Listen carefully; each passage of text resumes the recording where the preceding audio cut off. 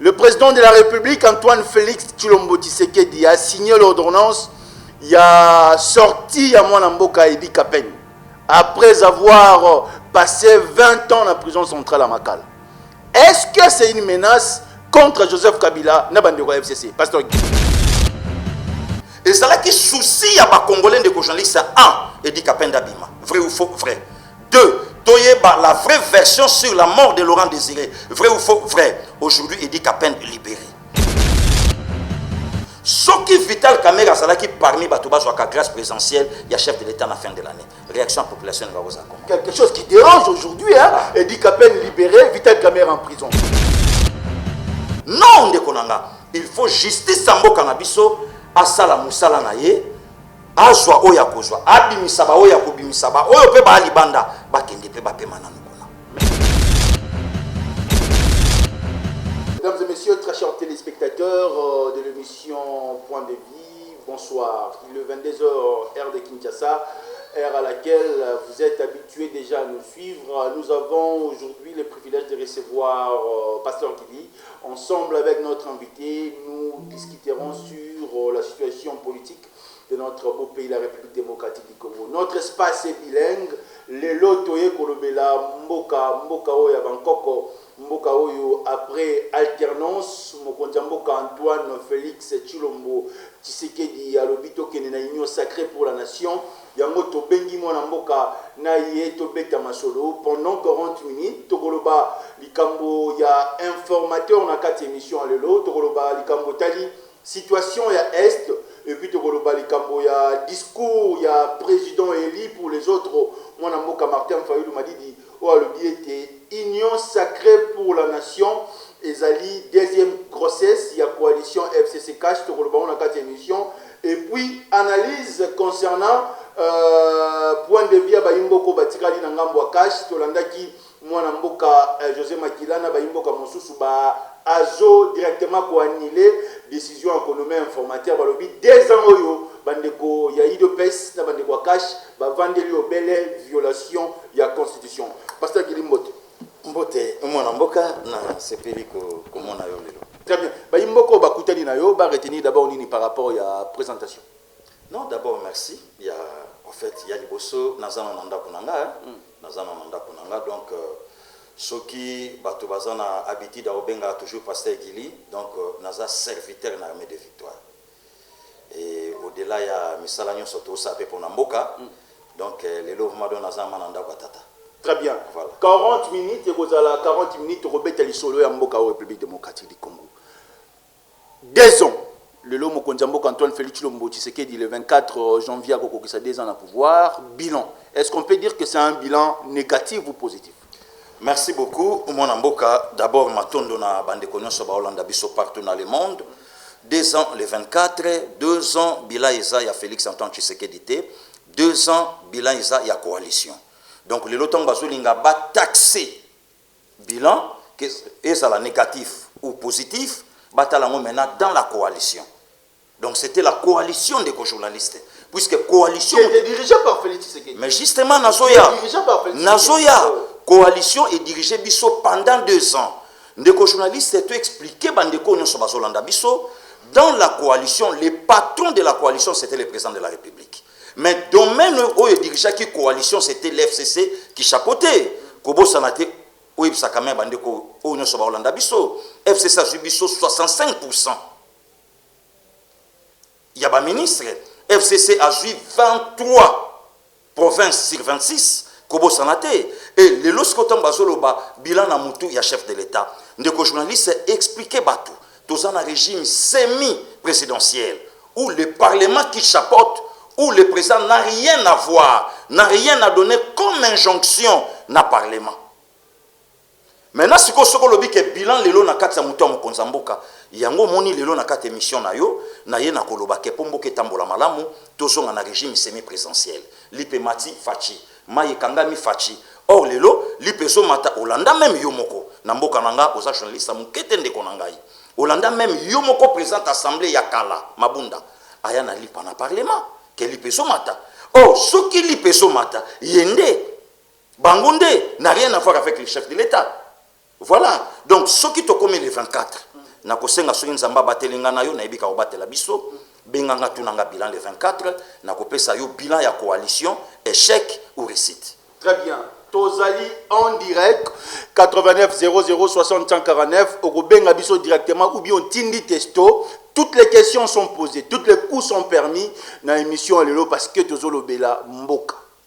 18 ans de pouvoir ya mwana mboka Joseph Kabila Kabange na kati ya mboka na biso République démocratique du Congo, nos frères et sœurs congolais bazozala tués, violés.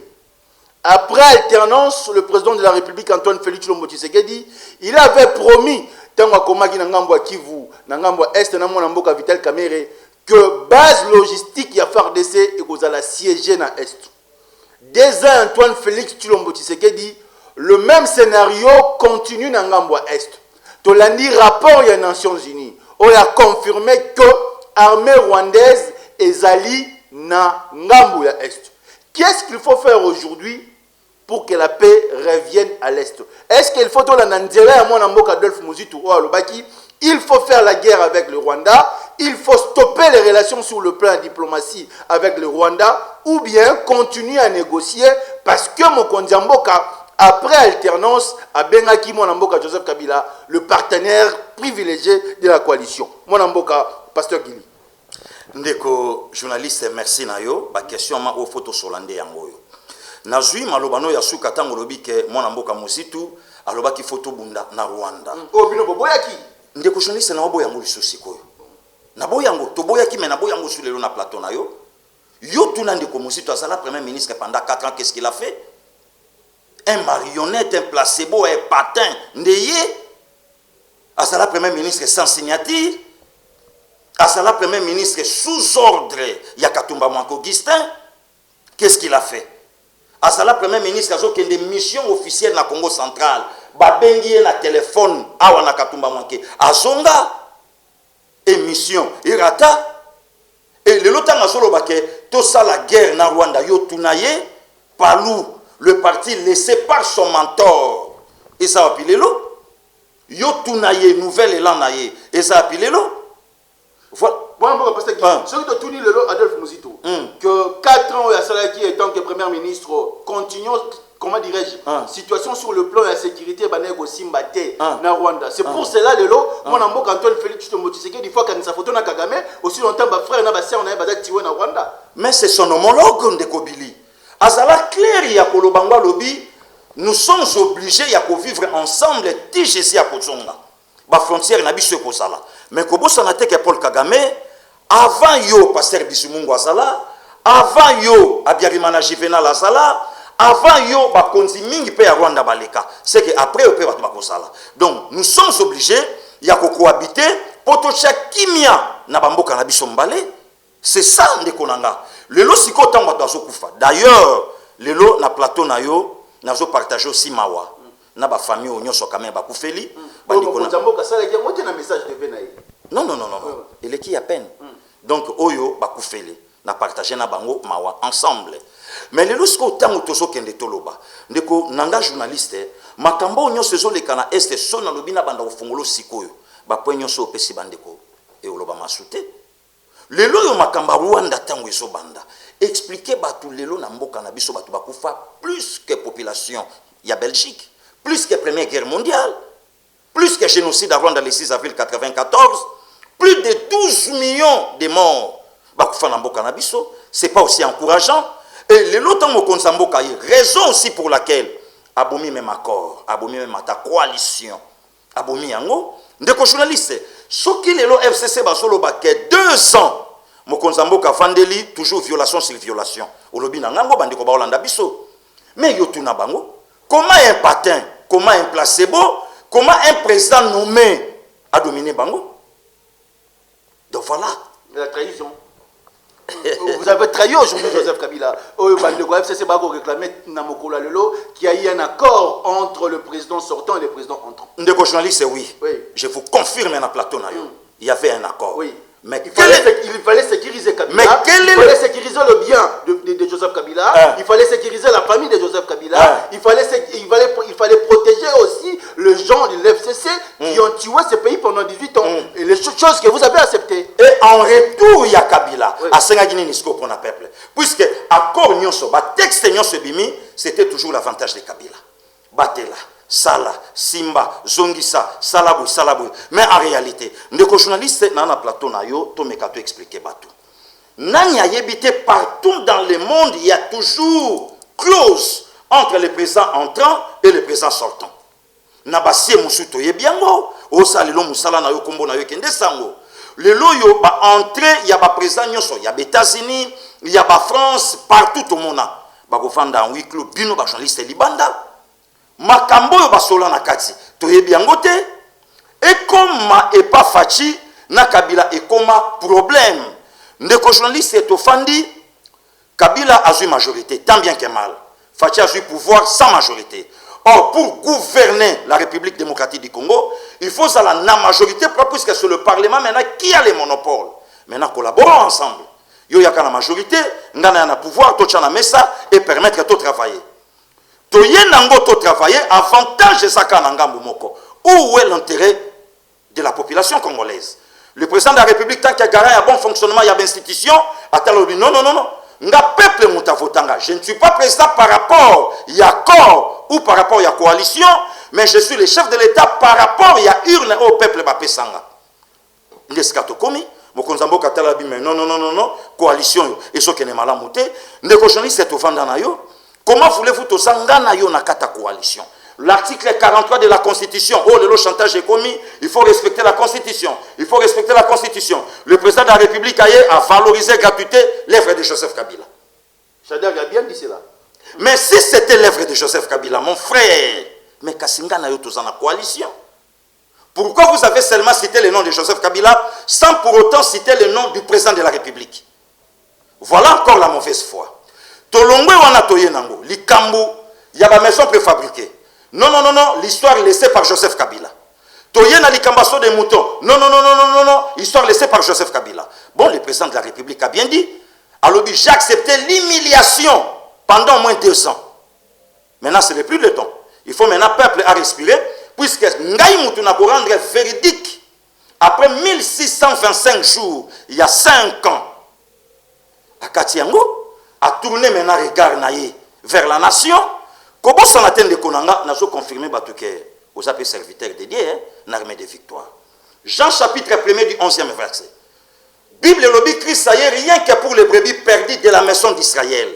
Mais Balinga Kayete, Abaloli maintenant regarde vers la nation. Et si Kao le yo commis serviteur, n'a pas serviteur. Or, ceux qui Israël indimaka seulement le Seigneur, n'est parfois sorangano le loto yebité.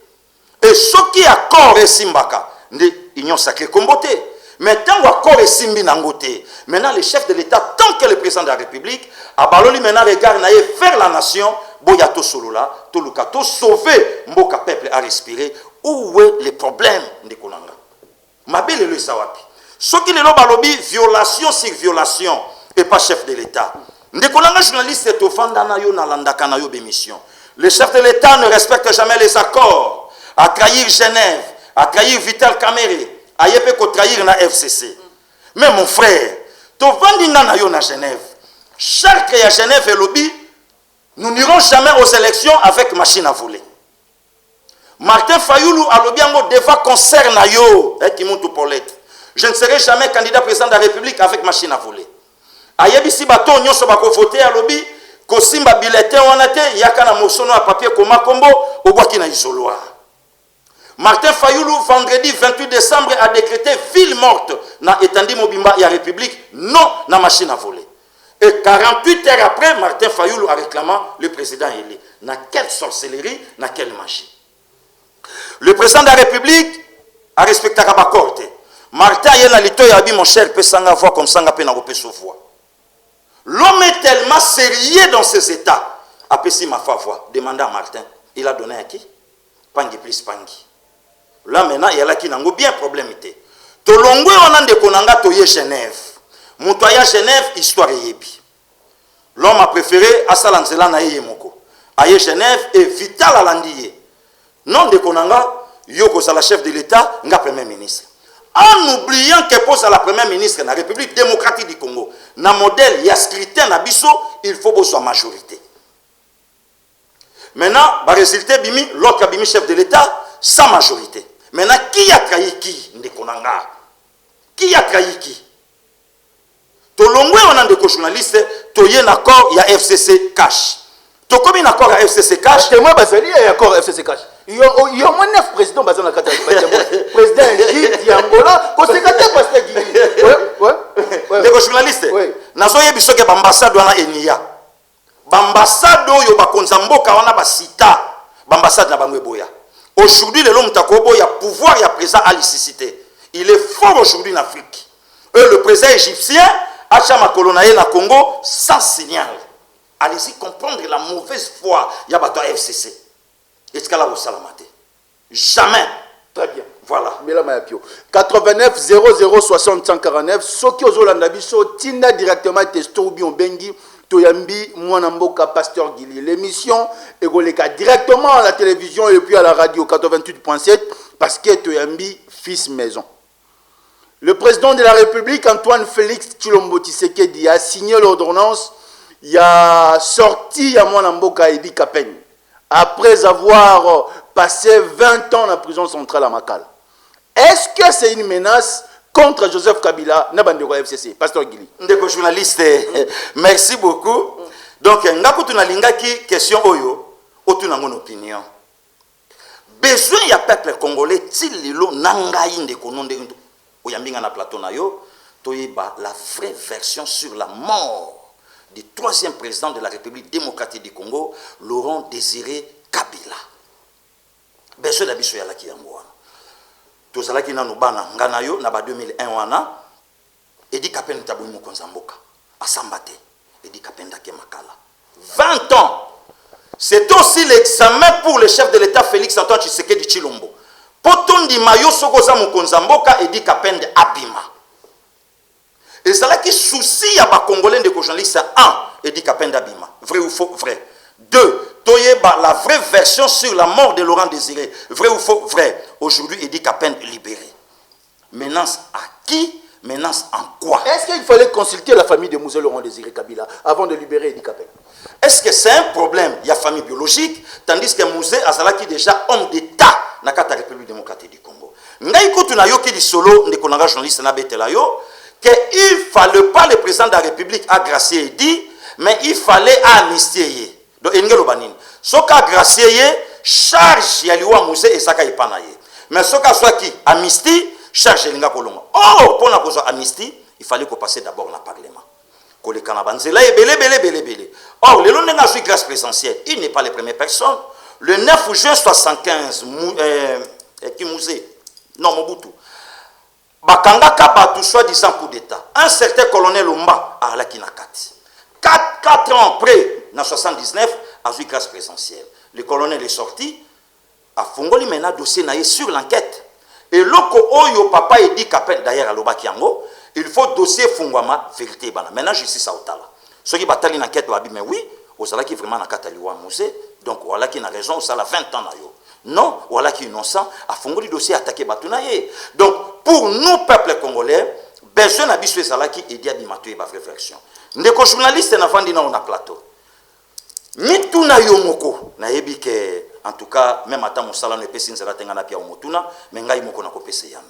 Soki Vital Kamerhe zalaki parmi bato bazwaka grâce présidentielle, il y a chef de l'État à la fin de l'année. Réaction à la population de Garoza comment? Quelque chose qui dérange aujourd'hui, hein? Edi Kapenda libéré, Vital Kamerhe en prison. Qui bloque aujourd'hui? Qui bloque aujourd'hui Vital Kamerhe de nos actions à Poto? Aussi longtemps que Azarias Roubero a coronavirus, à qui directement Afrique du Sud, la présidente, l'ex-présidente de l'Assemblée nationale, Janine Mabunda, à qui Dubaï, mais qu'est-ce qui bloque aujourd'hui directeur de cabinet en chef de l'État ou Azali Malade dans le centre Nganda, à qui ne consommation appropriée na Poto Pasteur Gili? Ndeko journaliste, soko lobi Vital Kamerhe, pense aussi na Doli Makambo. Pense aussi na ye. Il est aussi souffrant d'embolie. Azapé souffrant penamboli, pensez penaye. Pourquoi pas appeler l'on de journaliste au tuningo lobi? Mais non, Pasteur Gili. Ça tombe aussi bien bateau nyon so bakanga m'appelle le babima. Toyeba la vraie version na scénario, il y a Doli Makambo. Bourgmestre commune à Lingwalate, gouverneur, ya ville province à Kinshasa te akopesa ordre baboma mutu na mabele oye pa sombite. Allez-y comprendre. Lelo incarcéré, malade, yo na pe souffrant pe na centre ngana. Pensez aussi na ye. Ndeko nanga journaliste to vandanga na yo procès Vital Kamerhe bandi. Na mona yo pe na ba terrain et ko simbate, eza vaste blague, eza aventure, au moins eza jeune na bango, donde na kotiona après bou ali bon. Asengi mise en liberté, abimi na ye. Mais oh lelo, tant où lelo bato bazo senga na chef de l'État a libéré Vital Kamerhe. Ce n'est pas lui la justice. Justice de l'eau et sans moussa nango. Donc tous les lots charge à Vital Kamerhe tête au pesango et dit qu'à peine d'abimi na grâce présentielle où est là qui soucie à peuple congolais to yeba la vérité sur la mort de Laurent Désiré Kabila. Où est maintenant les problèmes? Où est les problèmes? Ndeko journaliste na profiter les lots na lobeloko yo na RTMV. Tout ça les lots na kata République démocratique du Congo au justice ça moussa nango. Tata na yo ya molimo tata na nga ya molimo. Koutino Fernando. Le rapport mapping yango ebandi. Mabeni ni tata wana sala le lopo a mérité 3e pied. Donc sauvons le Congo kaka. 8 ans na prison, sauvons le Congo. Et aujourd'hui Roger Lumbala incarcéré n'a problème il y a 2002. Mais tout ça peine a besoin rapport à mapping et continuer et si Mbappé Joseph Kabila n'a problème il y a Makobola. Et si m'a payé, ndeko nangai baboma ba confrère na yo malgré mindele. To somo na ndenge bazo kende na batu, ndenge ba obeta bango masasi, ndenge ba ozo machette bazo papa bango. Na quel pays ndeko nanga? Confrère na yo Frank Ngike na Mombele awa na mwasi na ye. Ndeko journaliste ce que ça la kiyo. Puisque Frank Ngike asalaka nini? Bon soka asalaka problème, bosko mwasi na ye. Asalaka nini? Ndeko nanga tolongwa na problème wana. Toya kozwa bana ya batu motoba na siège ya IDPS. Brûlé. Kobosa na tepe na siège ya PPRD batu mbaka batu wa. Te batu bakufate na siège ya PPRD. Mutakufate. Gili batu bakotala biso. Te. Batu bakotala biso. Ndeko nanga. Batu bakufate na siège ya PPRD. Batangela biso komba mutu moko ngana otangelo na siège ya IDPS le 16 septembre 2016 na perda ministre nanga Bouquin. Brûlé. Bouquin. Brûlé. Papa tient Tshisekedi a satikali na quelques mois ya kotika biso azole la bana batu si cercueil blanc yango itandami azole la bana batu donc procès à la hein donc et les canons karabongo non ndeko nanga il faut justice samboka na biso asala musala na ye azwa oya kozwa abimisa ba oya kobimisa ba oyo pe ba libanda bakende pe ba pe mananu kuna. Merci beaucoup peuple congolais. Émission ya peuple yangoyo tosolo la mboka tozolo be la mboka ici le peuple s'exprime bozola na biso à travers le monde c'est sous la direction de l'archibishop Koutino Fernando mama minda sengakto yamba mwana na pasteur Gili oh lelo azolo be la mboka yango to yambi to zeli to yambi émission ezali ya vérité tous les coups sont permis. Na ya maginde kwa PPRD awa similar kanda alobi 2 ans ya mwana mboka Antoine Félix Tshilombo Tshisekedi violation à la constitution violation à la constitution ba juge va prêter serment liboso mokonzi mboka le président de la République a violé la constitution le président de la République a nommé l'informateur il a violé la constitution tolandi tweet ya mwana mboka Adolphe Muzito alobi on ne peut jamais nommer l'informateur aussi longtemps que gouvernement est démissionnaire T. Pasteur Gili, bon nommé informateur, gouvernement n'a ne démissionné. Première question, violation en constitution. 309 députés dans la cité de l'OIA. Après, Koyoka Mokonjambo a eu $500 à corruption, il y a carburant. Est-ce que l'union sacrée est née dans la corruption? Des questions. Ndeko journaliste Matonde Panayo. D'abord, nakati ya likambo Adolphe Muzito alobaki, na lingi na yebisa yo ke vrai allié ya Joseph Kabila. O yaza médiateur ya Martin Fayulu na Joseph Kabila, c'est Adolphe Muzito. Nazo yebisa. Vrai allié. O ya lingi a isolé batu nyonso contre Martin Fayulu, c'est Adolphe Muzito. Donc Muzito ane loko moko te lelo ya malamu akolo basir fachi. Mais si Muzito lelo a se retrouvé en opposition tuna musitu ndeko nanga yamba mutu na ye awa tuna ye ozana maître Blanchard Mungomba wana yamba ye tuna ye loba pasteur Gilia lobi Palou ezalaki allié à FCC musitu s'est retrouvé comment dans la dynamique de l'opposition un opposant merci Fachi. Voilà pourquoi il est parmi le seul opposant politicien congolais à Adora Fachi. Je n'ai jamais vu un homme honnête, sincère comme Félix Antoine Tshisekedi Tshilombo. Les images sont là. Ndekonanga. Ba image ezali. Adolphe Musitu Fumumpa. Voilà. Et le lot temps lobi nanga likambu ya violation ya corps. Il y a constitution. Il y a constitution. Ndeko journaliste merci beaucoup. Yamba encore mutu ya FCC na simananga. Ou bien mukomsu bengelanga ye. Tovanda ngana ye tuna ye. Kolongwa. Il y a Adolphe Musitu. Pour bimisa matata ponyo. Informateur nyazaki na kati. Tuna. Et quel est cet accord oyo bango ba respectaka tandis que Kabila a la kaka Palou primature. Kabila la kai Palou primature. Okise matata ponyo bimanga na Palou. Tuna ye. Le loyo pour Vital Kamerhe a manqué papa Etienne Tshisekedi wa mulumba respect na dialogue a Kodjo. Oyebi makambo wana. Batu nyonso bayeba ke primature Vital Kamerhe Kabila pesa Mosami badibanga. Est-ce que ça là qui respect yakor? Voilà ndekonanga. Donc le lo tant batu basoninga il faut te expliquer peuple congolais. Kabila akanga ki biso na kata constitution o ezalaka taillé sur mesure pour naye. Taillé sur mesure. Yango moni ndekonanga lobi mokonza mboka aibisi ba député lobi mutu moka bangi sabinote. Vous savez pourquoi papa journaliste? Puisque bandeko wana donation de journaliste banomo ministre ya santé koto déjà basi bache démission na yo signé et lo kesanga ka date non contre trahir nation mais contre trahir la personne de Joseph Kabila aux Alibanda yango mokonza mboka yebisaki bango abi mutabang sabinote bo trahir mututé mais boyo kinde voix lorsque déjà le président de la République a yebisi ba imboka bo trahir mututé cela veut dire qu'ils ont reconnaître que trahison est salami non puisque bango bazalaki na kati ya kobanga ndeko journaliste na fandi na yo tolanda vie Alexis Tambwe Mwamba alobi majorité obiso toza nango eza ya kodefate eza pe ya kotekate mais demandez vie Alexis auta wapi basomba ina combien RCD MRC lelo yewana quel est ce père lelo quel est ce mwana lelo akolinga a collaborer na bato bazalaka benemi atata na ye. De journaliste pour la deuxième fois dans le bique aux serviteurs. Moi je confirme puisque Nabel la canon zambé. Naso flatté. Nalobi ba arme yali papa fanda na yo. David sur le seul roi na Israël nana kufite mais assassin des trônes. Et Bible oyo ngana oto tanga kabandi konyo soba olanda biso David azoloba na Salomon même binemi na ye. David a été quand même son propre fils et pas moi na ye mususu. Absalom abi fait attention avec lui hein.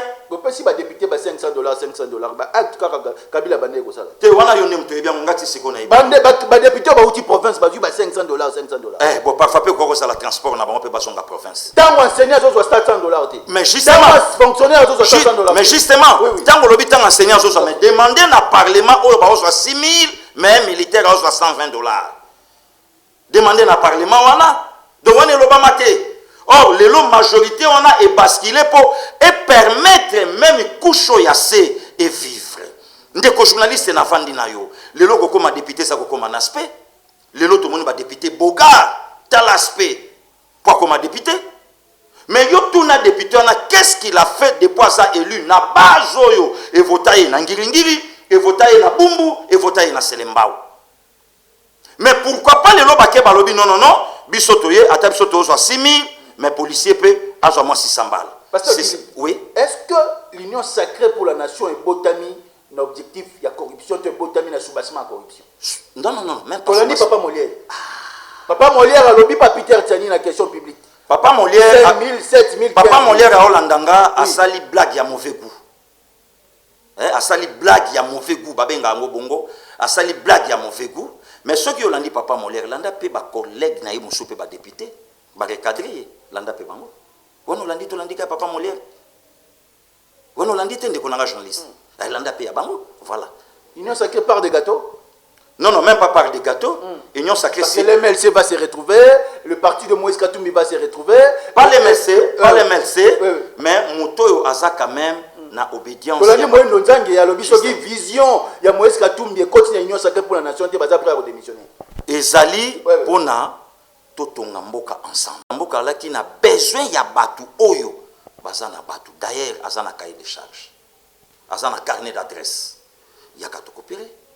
Ndi to fandi siko to sola mokonza mboka pia bino vision na yende nto tambola. Na ngana répondre ndeko moyendo nzangi. Lelo to sa politique akolanda batu te. Puisque si c'était pour lelo soki Katumbi azate biso to négocier, il fallait quand même baluka moyen ni bakwa kuzonga sa Katumbi Congo. Ils étaient où? Ah donc c'est la part des gâteaux. Non, non, même pas la part du gâteau. C'est une récompense aujourd'hui. Non, non, non, même pas. Même pas. Oui. Ndeko journaliste na fait na on a plateau. Mukolo moko te Moïse Katumbi atikala ko bimisa koma Martin Fayulu président eli. So ça na image na Laksangai. Mukolo moko te Jean-Pierre Bemba atikala ko lobana monoko na yeke no Fayulu président eli. So ça na image en Laksangai. Et ils ont vite compris que Moto Bisoto soutenait qui tout ça là qui mauvais choix. Très bien. Nous sommes restés qu'avec 15 minutes. Le réalisateur nous fait des achetines. Nous allons retourner du côté de la régie pour prendre ceci et pour revenir encore ici pour tout attaquer. Deuxième thème, il y a choix informateur et pas puis toko clôturer émission na journée Yalelo. Bien, le président de la République, Antoine Félix Tshilombo Tshisekedi, a fait le choix de M. Batu Lukwebo, le professeur Batu Lukwebo, comme étant informateur. Est-ce que c'est un bon choix? Est-ce que Batu Lukwebo rassure aujourd'hui les députés nationaux par rapport à la majorité présidentielle, parlementaire, pardon? Est-ce que mission Batu Lukwebo, comme il peut être, tout le monde a dit 309 députés nationaux derrière le président de la République, na OIA. Pasteur Gili, pourquoi avoir fait le choix de Batu Lukwebo? D'abord, merci, Ndeko journaliste. Pourquoi Batu Lukwebo? C'est Batu qui a fait de la majorité à Kabila Ole le comme une majorité de la FCC. C'est Batu Lukwebo. N'oubliez pas que Batu a quitté l'FCC parce que Azouaki président sa Sénat. Mais justement, oui. Justement, Batu Lukwebo tangwa tiki FCC. Le président de la République a récupéré Kiembala Moko. On a ce qu'on a obété la bande de compte, tout Brolanda Bisso, Masolo Kati. Joseph Kabila a demandé à la présidente de la République à lobby qu'on nomme Batu Lukwebo. Vous savez pourquoi on a journaliste? C'est plus que pouvoir est là qui a coalition. Le cas où on travailler. Or, Batu Lukwebo là qui réserve le chef de l'État. Batu a une majorité, on a malamu koleka fachi. Pourquoi? Puisque Batu n'est pas saliango. Alors, si vous avez un accord et kouei, la première personne où il faut faire trembler, tomber Kabila, c'était Bahati. Maintenant, il y a un informateur. Les journalistes qui sont en train de se Bahati Lukwebo, c'est un grand routier de la politique de mon pays. Bahati Lukwebo, c'est un Saraki. Bahati Lukwebo, solo, il y a des syndicalistes, Bahati Lukwebo, professeur, donc les loyaux, quand Bahati Lukwebo, informateur, on a dit que même pas 2%, les loyaux, il y a population congolaise, Baboyango. Bandeko batikali na ngambo ya FCC ba rejeter yango. Analyse na. Les goûts et les couleurs ne se disputent pas. Il faut quand il y a bongo. Il faut quand il y a bongo et sala. Il faut les lots Martin Fayulu à se retrouver en opposition, même langage na Joseph Kabila. Il faut battre bongo basala. Où est le problème? Naliro toko kenele. Est-ce que comme on a dit qu'il y a une crise sur crise parce que vous nommez informateur, nous comptons qu'on nomme informateur, le premier ministre Sylvestre Yulunkamba, qui s'y qu'on a tiré lettre à démission. Ameka qui déjà magite, mon konzambo kambi ba député et pas un ba député. Vérité bimaki, au monaki yango, Ameka qui a ses locotin, ba rememaye na motion, a okoya na epete, azarien, azani locotin. Les députés ont le FCC ont union sacrée pour la nation. Est-ce que les FCC ont un privilège à remplacer par Yimbo Kamoussous?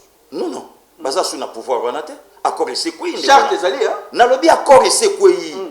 Accord et sekouyi. Mon konzambo kale clair à Golobango. Et loko mon côté, l'isolo mon côté, accord mon côté, où est cause à l'ikola peuple. Il n'y a rien là-dedans. Et l'oko zate. Bande on a qui vous bayembi Kabila Zoma sous 2023.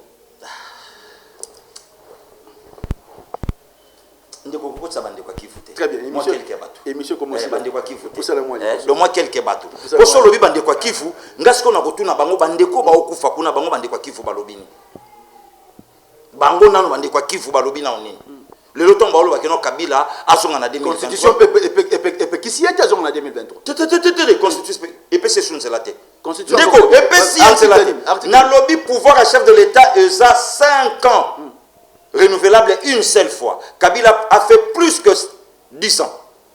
Bon, ce qu'on a dit, Kabila m'a dit de nous à Congolais. Oh, Ndeko Nangaï. Accepterez-vous aujourd'hui Moïse Katumbi, Jean-Pierre Bemba comme Premier ministre? Pour l'intérêt de la nation, oui. Pour l'intérêt de la nation. Est-ce que l'espoir du peuple congolais repose à l'union sacrée pour la nation? Pas l'union sacrée au président de la République. Au président de la République. Puisque Bisson de Batutopé, ça qui voit. Et le peuple congolais doit comprendre que non, c'est notre sang, c'est notre frère. Voilà. Très bien. Si l'IDPS et l'INT cache Bakoki, qui collaboré na Baimboga FCCT pendant 2 ans, est-ce que Bakoka collaboré na Moïse Katumbi, na Jean-Pierre Bemba, na Baatuluko, na Balie Moussous en 3 ans? Pas l'IDPS et l'INC. Le président de la République a vendu Siba Namboka tout autour. Ils ont tous reconnu que c'est lui le chef de l'État. Jean-Pierre Bemba Lobi, Angwa Lobi, un dialogue entre les Congolais. Moïse Katumbi Lobi, je ne suis pas venu voir le chef de l'État, je suis venu voir mon frère. Donc, Bayebitan Bafandi Basololi. Ce qui est là qui pona ba clause, ce qui allait pona ba hey pour dent pour dent, Jean-Pierre Bemba nga kota sou gombete nanda kwatata. Ce qui allait pona ba clause, ce qui allait pona ba haine, Moïse Katumbi nga chama kolona Congote. Voilà. Le président Antoine Félix Tshisekedi dit, est-ce qu'il va respecter la Constitution en 2023? Nous aurons des élections. D'ailleurs, Salobakian. Il y a déjà Salobakian de Konangai. Merci. Voilà. Un mot de la fin pour clôturer cette émission. Merci beaucoup Ndeko Billy, merci beaucoup na Bandeko Nyonso pe quand même Balandi Bisso. Et je salue de loin l'archibishop Coutinho Fernando. Qui est à Paris? Et oui, à Paris. Et puis la présence de la première dame de l'évangile, Bishop Emi, que je salue. Et puis on a profité, on a salué le serviteur Nyonso, il y a Armée de Victoire. Oh, le loba continue Kosimba Massoua Oyo à l'absence physique de notre Père. Merci. C'était le pasteur Guili, l'un des fils de l'archibishop Coutinho Fernando, Neto Yambagi na 4 émissions Yalelo. Nous avons discuté, parlé pour le compte de notre beau pays, la République démocratique du Congo. Place aux alliés, Kanisa Kamalamu, Loba Kamalamu, Sala Kamalamu pour l'intérêt Yamboka Oyo, République démocratique du Congo. Un grand merci à l'archibishop Coutinho Fernando, à Mamemi Coutinho, à l'honorable Ntingi Pouloulou pour sa considération, à Janoka Chala depuis Paris, ONG CED, et à toutes les personnes qui ont suivi cette émission, au Borolanda Bissopé en relais en ligne, que les dieux de l'archibishop Coutinho Fernando vous bénissent. Ciao.